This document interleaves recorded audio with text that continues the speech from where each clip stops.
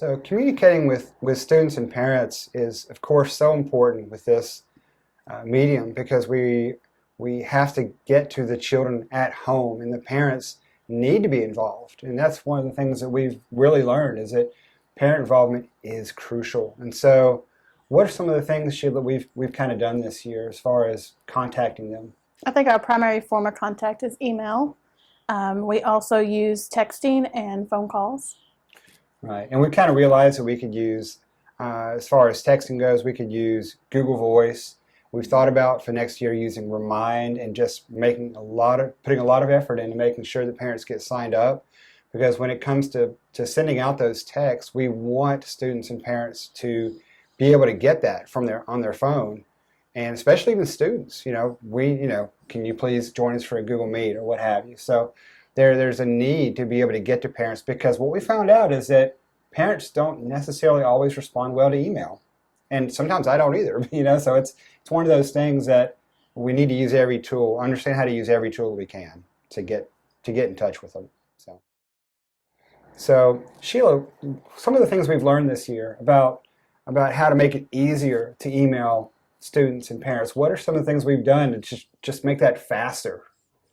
We've put our students and our parents in contact logs, and we can copy and paste the emails directly into our email, and it makes it easier to organize our information. And we've learned that we want to make sure we use BCC. If you're going to send out a mass email, you want to use that. You don't want to accidentally send your information to the wrong person or someone else that doesn't need to see something. So we've kind of figured that out.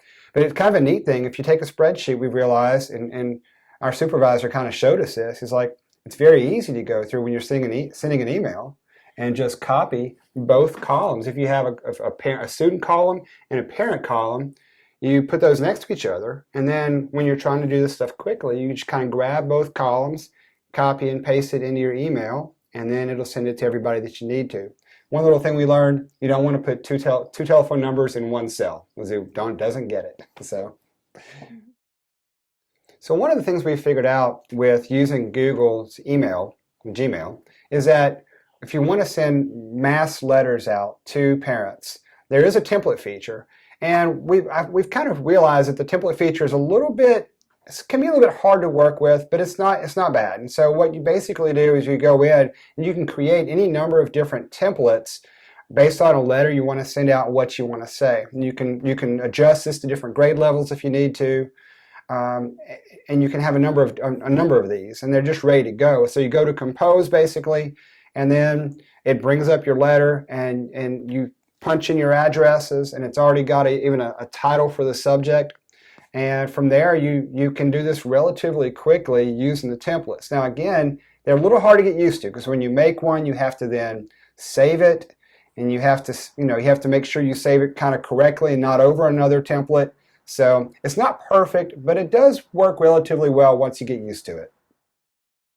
So one of the things we found out during the course of the year was that, and we found this out pretty early, was there's a program called ThrillShare.